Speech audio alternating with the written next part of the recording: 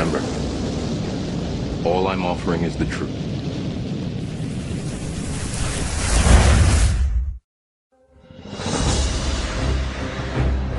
If you had to put a name to the conspiracy that's come down to us through the ages, that some call the Illuminati, some other people call it other things, but I think if you boil it down to its purest, simplest form, you would identify it essentially as Freemasonry.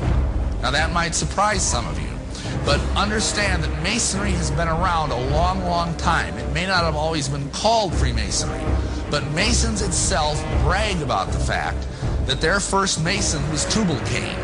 Now Tubal-Cain, if you know your Bible, was the seventh man from Adam by way of Cain, and he was the guy that invented metalworking.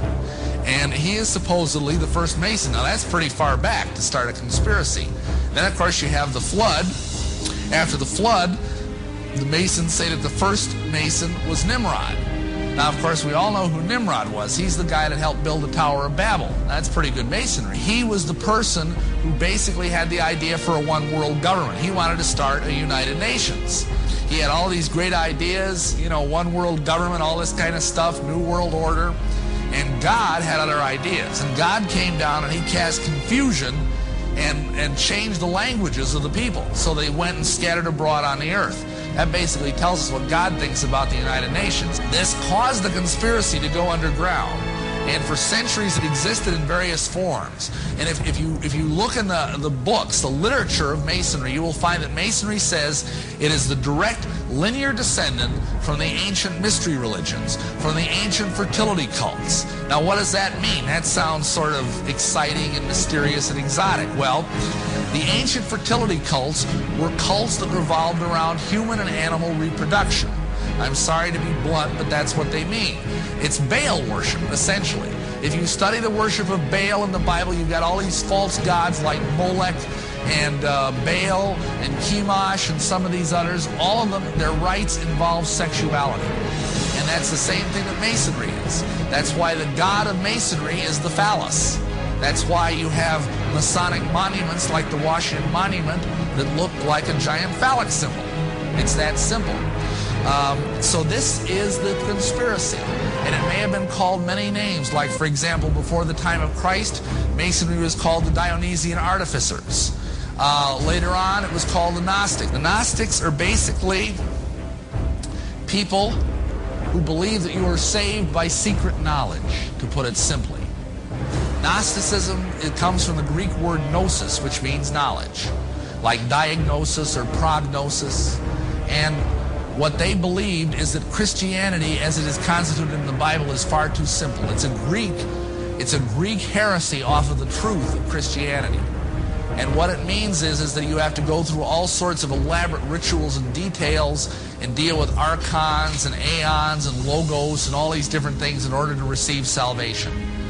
Modern day Gnostics would be examples, for example, the Mormons, the Masons, a lot of New Agers. All these people believe they're saved by acquiring some sort of arcane, hidden wisdom. Then we've got pre-Islamic sorcery and alchemy, but that in turn birthed what is called the assassin cult.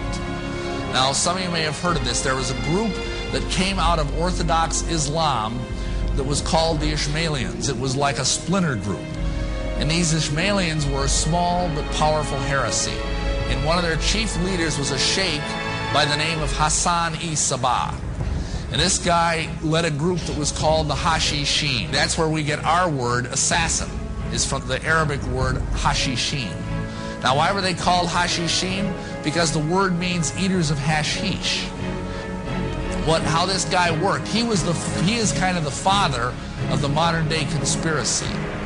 He was the father of modern day espionage. And he was the first programmer, the first mind control operator.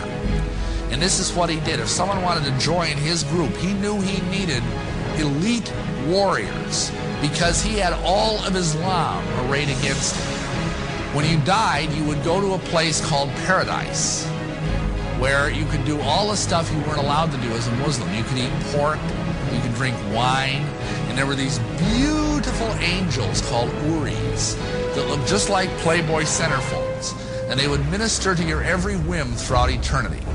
And this is the Islamic paradise. Now, what Hassan would do with one of these recruits, because he needed someone who was just a fanatic, and what he would do is he would bring this person in and feed them a sumptuous meal. And the meal would be laced with copious amounts of hashish. In other words, he'd get the guy really stoned. I mean, we're talking seriously stoned here. And then he would take him into a secret garden in the heart of his castle, and there would be beautiful women, all the pork he could eat, all the wine he could drink, and for 3 or 4 hours the guy would just really enjoy himself. And then he would bring him back when he started coming down off the trip. And he would sit him in the chair and he would say, I have taken you to paradise. I have that power. If you serve me in jihad and die in my service, you will go straight to paradise for all eternity. What do you think the guy said? And these guys were total fanatics. I mean, he was famous for doing things like he'd have 10 of them line up on a wall, he'd snap his fingers and they'd jump in unison 1,000 feet to their deaths, grinning all the way. And those have become some of the bywords of the Illuminati that he had such a profound influence on. Okay, moving along. What happened next is the royal secret of Masonry passed from the Assassins to the Templars. Now, the Knights Templar were warrior knights. They were Catholics that took part in the Crusades that you've probably all heard about. They went over to the Holy Land to try and capture the Holy Land back from the Saracens. Now, the Saracens were a kind of Muslims. During this conflict, which lasted over a century, they began to interface with the Assassins. They began to share each other's secret. And so when they lost the Crusades, the Templars went back to Europe, immensely wealthy, immensely powerful, and full of occult knowledge. Now, you got to understand something about the Templars. They got very wealthy because they basically provided protection for the pilgrims as they journeyed from Europe to visit the sacred places in the Holy Land.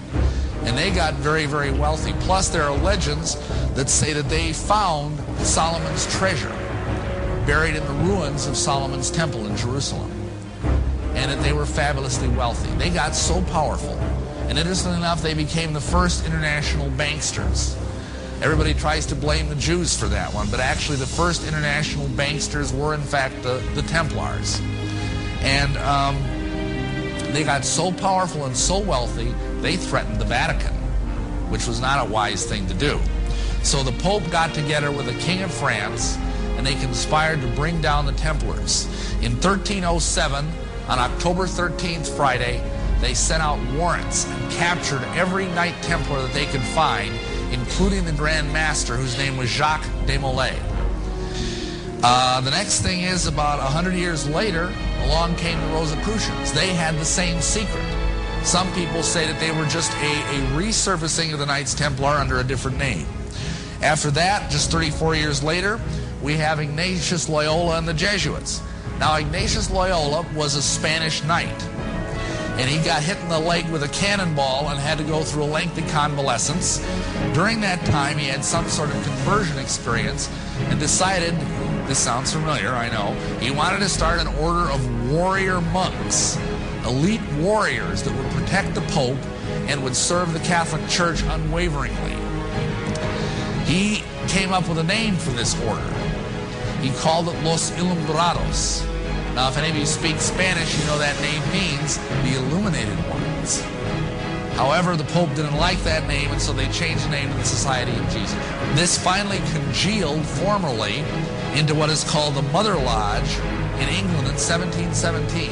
In London, at the Apple Tree Tavern, nice spiritual place, the first meeting formally of the Grand Lodge of England took place. And because most all modern Masonry comes from that place, this is called the Mother Lodge. The next thing that happened is that the Grand Orient came along about 60 years later. That's the most virulent anti-Christian form of Masonry that exists in the world today.